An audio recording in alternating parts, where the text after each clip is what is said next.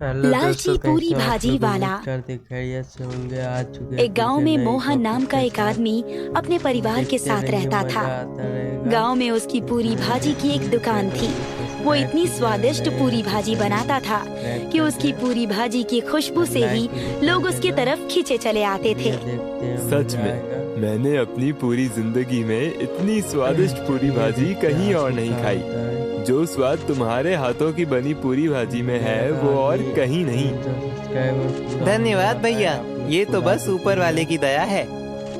हर रोज की तरह आज भी मोहन की कमाई बहुत ही अच्छी हुई थी। उसने आज की सारी कमाई घर जाते ही अपनी पत्नी को दे दी। इतने सारे पैसों को देखकर उसकी पत्नी बहुत खुश हुई। लेकिन उसकी पत्नी ने देखा कि मोहन कुछ परेशान है, इसलिए उसने मोहन से पूछा, आप इतने परेशान क्यों हैं जी? क्या बात है? सब ठीक तो है ना? कुछ ठीक नहीं है विमला, मैं पूरे दिन पूरी भाजी बेचने के लिए इतनी मेहनत करता हूँ और शाम तक बस ये थोड़े बहुत पैसे ही कमा पाता हूँ। अगर ऐसा ही चलता रहा तो हम कभी भी अमीर नहीं बन पाएंगे। ये कैसी बातें कर रहे हैं? लोग आपके हाथ की पूरी भाजी खाने दूर दूर से आते हैं। आपकी आमदनी इतनी अच्छी होती है और भगवान का दिया सब कुछ तो है हमारे पास। रहने को घर है, खाने को पेट भर खाना है, पहनने को कपड़े हैं, और भला हमें क्या चाहिए? तुम बहुत भोली हो विमला। आज के समय में इतने पैसों में क्या होता है? पिछले कुछ समय में इतनी महंगाई हो गई है, लेकिन खाने का अगर जरा सा दाम बढ़ा दो तो लोग दुकान पर आना ही बंद कर देते हैं। लेकिन उसके बाद भी आप दिन के 2,000 रुपए की बचत करते हैं। महीने के 50 से 60,000 रुपए की बचत करने के बाद भी आपके मन में पैसों का लालच आ रहा है जी। छोड़ो, तुम नहीं समझोगी। जब घी सीधी उंगली से नहीं निकलता तो उंगली टेढ़ी करनी पड़ती है। मतलब? कुछ नहीं, तुम सो जाओ। अब मोहन अगले दिन अपनी दुकान खोलता है और कम सामान में ज्यादा मुनाफा कमाने के लिए वो पूरियों के आकार को छोटा कर देता है और सब्जी के लिए बड़ी कटोरियों की जगह छोटी कटोरियों का इस्तेमाल करने लगता है, जिससे उसे 2 प्लेट पूरी भाजी बेचकर भी 3 प्लेट पूरी भाजी का मुनाफा होता है। मोहन भैया, रोज मैं तुम्हारे यहाँ 1 प्लेट पूरी भाजी खाता था तो मेरा पेट बिल्कुल अच्छे से भर जाता था, लेकिन आज न जाने क्यों 1 प्लेट पूरी भाजी में पेट ही नहीं भर रहा।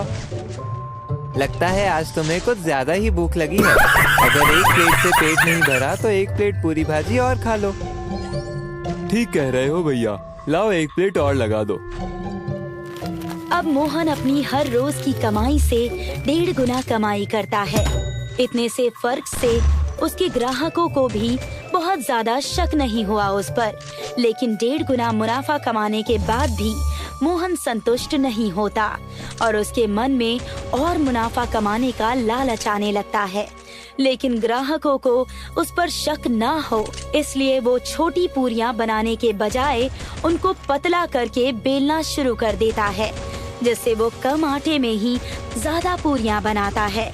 और अब वो सब्जी में पहले से आधे आलूओं का इस्तेमाल करना शुरू कर देता है और सब्जी को गाढ़ा करने के लिए उसमें आटे का घोल मिलाकर डालने लगता है। धीरे धीरे सभी ग्राहक उसके हाथ की बनी पूरी भाजी में नुक्स निकालना शुरू कर देते हैं। ये तुमने कैसी पूरी भाजी बनाई है भैया? ऐसा लग रहा है जैसे पूरी नहीं बल्कि तला हुआ पापड़ खा रहा हूँ। और ये आलू की सब्जी, इसमें आलू ढूंढने के लिए तो लगता है मुझे तैरकर खुद ही इसके अंदर जाना होगा। सच में भैया, तुम्हारे हाथ की पूरी भाजी खाने के लिए लोग पहले दूर दूर से आया करते थे, लेकिन अब तो तुम्हारे हाथ की पूरी भाजी में कोई स्वाद ही नहीं आता। इससे अच्छा तो हम अपने घर पर ही पूरी भाजी बनाकर खा लें। ये तुम कैसी बातें कर रहे हो भैया? कल भी मेरी पूरी भाजी में ऐसा ही स्वाद था और आज भी मेरी पूरी भाजी में वैसा ही स्वाद है।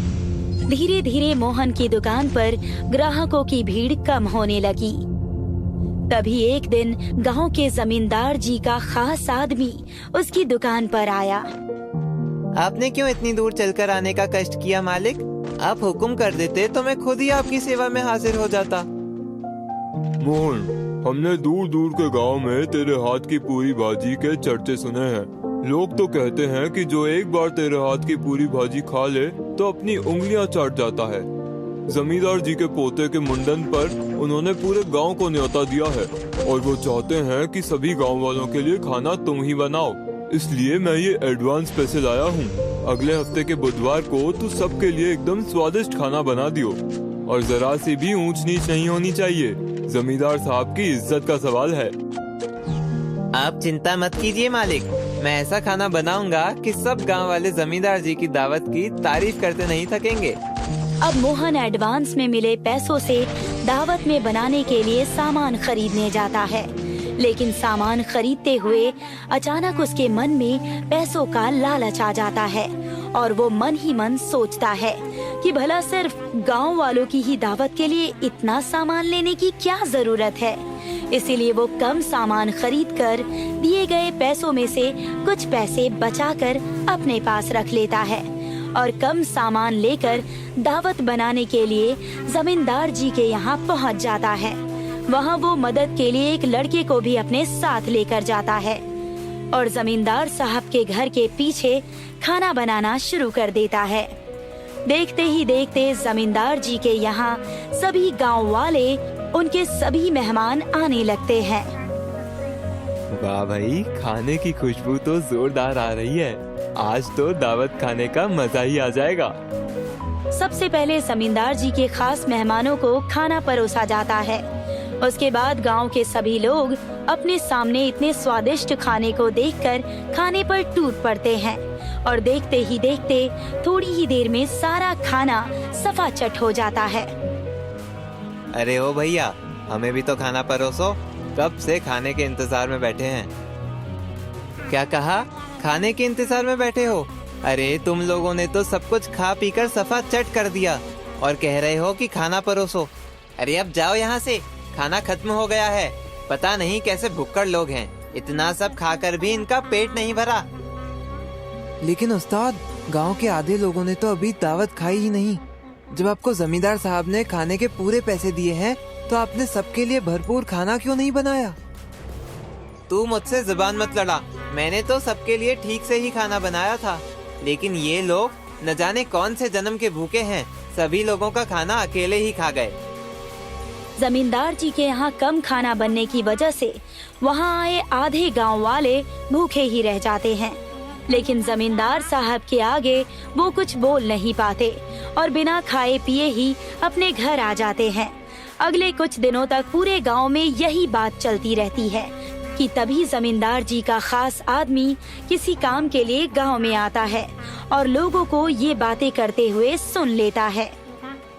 अरे भैया, हमने तो सुना था जमींदार जी का दिल बहुत बड़ा है, बहुत ही बड़े आदमी हैं। अरे काहे के बड़े आदमी, गांव वालों को एक दावत तो ठीक से दे नहीं पाए।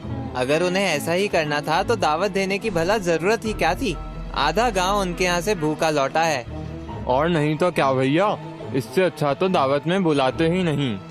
उन लोगों की बातें सुनकर जमींदार जी के खास आदमी को कुछ समझ नहीं आता और वो उन लोगों से पूछते हुए कहता है, ये सब आप क्या कह रहे हैं भैया? आपको जमींदार जी की दावत में खाना नहीं मिला? अरे भैया, खाने का एक निवाला तक नहीं मिला। उस आदमी की बात सुनकर जमींदार जी के खास आदमी को मोहन पर शक होता है और वो उससे बात करने सीधे उसके दुकान पर जाता है। ये सब मैं क्या सुन रहा हूँ मोहन? ये गांव वाले जमींदार जी के बारे में ये सब क्या बोल रहे हैं? आप क्या कह रहे हैं मालिक? मैं कुछ समझा नहीं। तुम मुझे ये बताओ कि जब मैंने तुम्हें सभी गांव वालों की दावत के लिए सामान के पूरे पैसे दिए थे, तो दावत में आधे गांव वाले भूखे कैसे रह गए? उसकी बात सुनकर मोहन थोड़ा घबरा जाता है, लेकिन वो बहाना बनाते हुए कहता है, मालिक, आप नहीं जानते ये गांव वाले कितने बड़े भुक्कड़ हैं। मैंने तो सब लोगों के लिए भरपेट खाना ही बनाया था, लेकिन उस सारे खाने को लोग कब चट कर गए मुझे पता ही नहीं चला। एक एक आदमी ने दावत में 4-4 बार खाना खाया है। तो आप ही बताइए मालिक, इसमें भला मेरी क्या गलती है? ये लोग तो खाने को देखकर उस पर ऐसे झपट पड़े जैसे जिंदगी में पहले कभी इन्होंने खाना देखा ही ना हो। मोहन की बात सुनकर उस आदमी को उसकी बात पर यकीन हो जाता है और वो बिना कुछ कहे ही उसकी दुकान से चला जाता है। तभी मोहन के दुकान पर काम करने वाला छोटू उससे दावत वाले दिन के काम के पैसे मांगने आता है। मालिक, उस दिन दावत में मैंने जो काम किया था, आप मुझे उसके पैसे दे दीजिए। मुझे आज मेरी माँ की दवाइयाँ लेकर जानी है। आप मुझे मेरे पैसे दे देंगे तो बड़ी मेहरबानी होगी। क्या कहा? दावत में काम करने के पैसे? मेरी बात ध्यान से सुन ले। तेरी तनख्वाह के अलावा तुझे एक फूटी कौड़ी भी नहीं मिलेगी।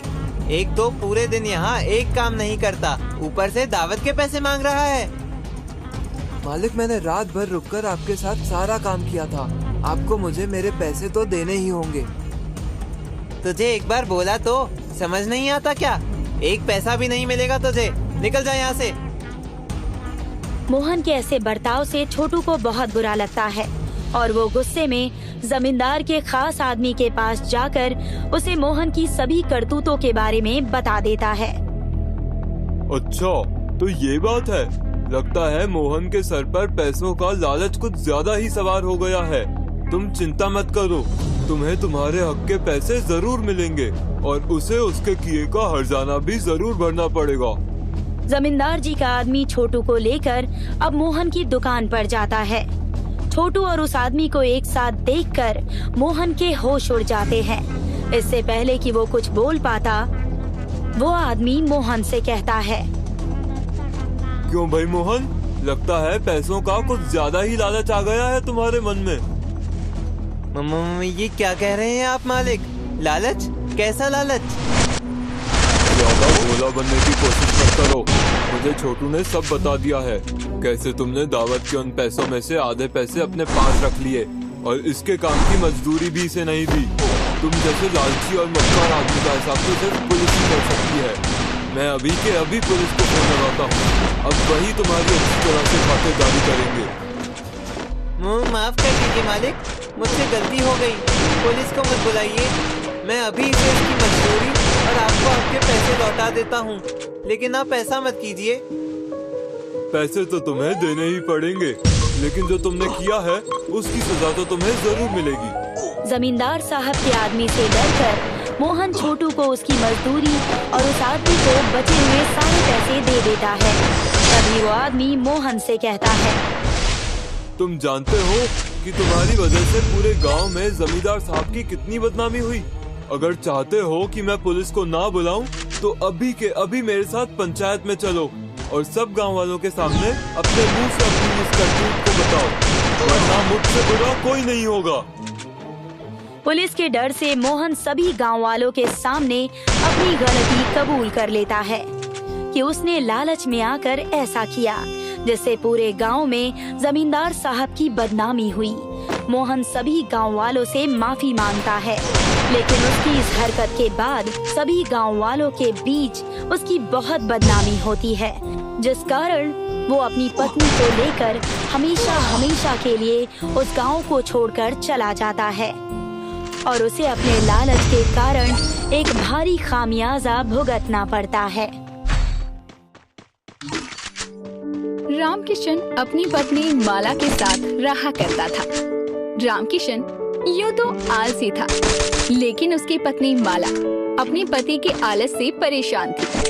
लेकिन अब वो खुद तो आलस नहीं कर सकती थी, इसीलिए वो खुद खेतों में जाकर काम करने का मन बनाती है। ना जाने मेरी किस्मत में यही आलसी इंसान लिखा था क्या? पूरा दिन खाट तोड़ता रहता है, खाना और फिर उसे निकालने जाना, बस यही तो काम कर रहा है। माला खेतों में काम करती हुई खुद से ये बोल रही थी कि तभी उसके पास खेतों से गुजर रही बिजली आती है और माला से कहती है, अरे रे रे रे, कितनी धूप है और माला तो इतनी धूप में काम कर रही है। मेरी स्किन तो इतनी धूप में झुलस जाती। मुझे तो तुझे देखकर ही तरस आ रहा है। अब क्या कर सकते हैं, तेरी तरह फैशन करके घर में रहूंगी तो मेरा घर कैसे चलेगा? तू तो जानती है ना कि मेरा पति सारा दिन आलस करता है। देख माला, मेरी बात तुझे हमेशा से बुरी लगती है, लेकिन मैं सच बोलती हूँ। अब जब अपने पति को इतना आलसी बना ही दिया है, तो घर में पड़ा पड़ा खाट ही तोड़ेगा ना। देख बिजली, अच्छा होगा कि तू मेरे पति के बारे में सोचना छोड़ दे। अपने पति को देखा है कैसे पूरे दिन बस बैठा रहता है और खाता रहता है, बिल्कुल किसी जानवर की तरह जुगाली करता है। और करता ही क्या है? अजी बेशक मेरा मर्द खाता रहता हूँ, लेकिन कमा कर तो लाता है ना। उसी की कमाई से तो इतना लाली लिपस्टिक लगाकर घूमती हूँ। जो भी कह ले तू माला, लेकिन मेरा पति तेरे पति से तो बेहतर ही है ना। इतना कहकर बिजली वहाँ से चली जाती है, लेकिन माला को बिजली की ये बात खटक जाती है। अब माला टोकरी में बैंगन तोड़कर घर पहुँचती है और घर पहुँचते ही उस टोकरी को पटक देती है। अरे अरे, क्या हो गया? इतने गुस्से में क्यों हैं? किसी ने अपनी गाय भैंस खेत में खुली छोड़ दी क्या? गाय भैंस का तो पता नहीं, लेकिन मेरे गले में जो ये बैल बंध गया है उसका मैं क्या करूं? देखो माला, मैंने तुम्हें पहले ही मना किया था कि मुझसे ये खेती वेती नहीं होती। धान गेहूँ बो देते हैं, महीनों महीनों तक की छुट्टी, लेकिन तुम मानी ही नहीं। अजी, उस धान गेहूँ से कितने वक्त की रोटी खा लोगी? तुमसे और कहीं काम तो देखा नहीं जाता ना। ये तुम्हारा फैसला था, अब अपने फैसले पर पछताओ या अपना सर पीटो, मुझे उससे क्या। रामकिशन को माला कितना भी ताने दे ले, कितना भी सुना ले, लेकिन उसके कान पर ज्यों तक नहीं रेंगती थी। अब माला भी क्या करती, वो हार गई। अपना घर चलाने के लिए काम करती है। माला सुबह घर का काम करके जाती और पूरे दिन खेत में रहने के बाद शाम को लौटकर घर आती और फिर खाना पीना बनाती। लेकिन रामकिशन पूरा दिन खर्राटे मारता रहता। अब एक रोज सुबह सुबह माला खाना बना रही होती है। अजी, सुबह हो चुकी है, अब हल्का होने जाओगी या फिर पीछे से लोटा लेकर मैं आऊँ? तुम अपना काम करके खेत में क्यों नहीं जाती हो? मुझे जो करना होगा मैं कर लूँगा। माला और रामकिशन आपस में नोक-झोंक कर रहे होते हैं। तभी गांव का सेठ किरोड़ीमल रामकिशन को बाहर से आवाज लगाता है। अरे ओ रामकिशन, रामकिशन कहाँ है? जरा बाहर तो आना। अरे बाप रे, आ गया कर्जदार। जाओ देखो, अब सुबह सुबह जलील होगी तुम। माला जैसे ही बाहर जाती है, सेठ किरोड़ीमल माला को देखकर कहता है, अरे अरे, रामकिशन नहीं है क्या? मैं तो कर्ज के पैसे लेने आया हूँ। अब तो कर्ज के पैसे भी इतने हो गए हैं कि तुम ब्याज भी चुकाने लायक नहीं रहे हो। सेठ जी, जल्दी आपकी पाई पाई चुका दूंगी, बस जो सोच रखा है वो पूरा हो जाए। सोच कर तो तुम दोनों ने ये भी रखा था कि गांव में अपनी इस छोटी सी झोपड़ी की जगह महल बनाओगे, लेकिन वो सपना है, कभी पूरा नहीं हो सकता। मैं 15 दिन की मोहलत देता हूँ, मुझे अपने ब्याज के पैसे तो चाहिए ही चाहिए। जी सेठ जी, 15 दिन क्या, 1 महीने की मोहलत दे दीजिए, मैं आपका सारा पैसा उतार दूंगी। चल ठीक है, मान ली तेरी बात, लेकिन 1 महीने से 1 भी दिन ज्यादा हुआ तो घर से सामान फेंकवा दूंगा। इतना कहकर वो सेठ वहाँ से चला जाता है। अब माला घर में आती है और रामकिशन से कहती है, अजी तुमसे कुछ नहीं होता और कर्जदार आकर तुम्हारी बीवी को सुना जाते हैं तो तुम्हारा खून भी नहीं उबलता क्या? मर्द के नाम पर कलंक हो तुम। ये लो मेरी चूड़ियाँ और पहन लो। तो मैं कहाँ था? सब्जी की खेती करने के लिए अब तुम्हें टमाटर की खेती करने का भूत सवार है। करो जो दिल में आए, मुझे मत कहना खेत में जाने के लिए। मेरा बस चले तो तुम्हें कब का छोड़ कर चली जाऊँ, लेकिन शादी के वो 7 बंधन, वो कस्में, वो वादे मुझे जाने ही नहीं देते। हाँ हाँ, अच्छी बात है, वही याद रखो। अगर तुम चली जाओगी तो मेरे खाने पर भी आफत हो जाएगी।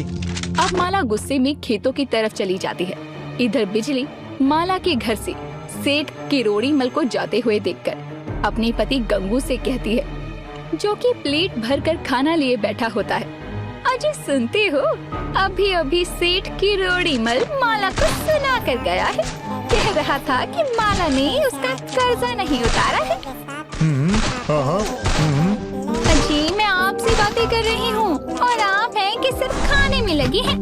अरे बिजली, वापस करो मेरी प्लेट, मुझे जोरों की भूख लगी है। और अगर माला भाभी ने कर्ज लिया ही है तो क्या तुम चाहती हो वो कर्ज मैं चुकता करूं? अरे वो सेठ किरोड़ीमल तो ना जाने माला को क्या क्या कह रहा था। मुझे तो उसकी गंदी नजर भी बिल्कुल पसंद नहीं है। अब बस भी करो बिजली, कितना मिर्च मसाला लगाकर बताओगी? बेचारे से तो चश्मा भी नहीं संभाला जाता, वो माला भाभी को क्या देखेगा? बिजली की हर बात को बढ़ा चढ़ाकर बोलने की आदत थी और जब वो माला के घर सेठ किरोड़ीमल को देखती है तो उसमें भी 2-4 बातें लगाकर सबको बताती है। लेकिन इधर माला जिस वजह से कर्ज में डूबी हुई थी उसे आगे बढ़ाने के काम में लगी हुई थी। मैंने खेतों में टमाटर के पौधे तो लगा दिए हैं, बस अब फसल अच्छी हो जाए, फिर देखना मैं इन गांव वालों को बताती हूँ और सबसे पहले तो अपने निकम्मे निठल्ले आलसी पति को बताऊंगी। माला टमाटर की खेती करना चाहती थी, लेकिन टमाटर बहुत ज्यादा सस्ते थे, जिस वजह से रामकिशन और कई लोग माला को टमाटर की खेती ना करने की सलाह देते हैं। हालांकि बहुत लोग तो उसका मजाक भी बनाते हैं। अब देर शाम माला घर आती है तो बिजली अपनी दरवाजे पर बैठी होती है और वो माला से कहती है, अरे माला, मैंने सुना है तो टमाटर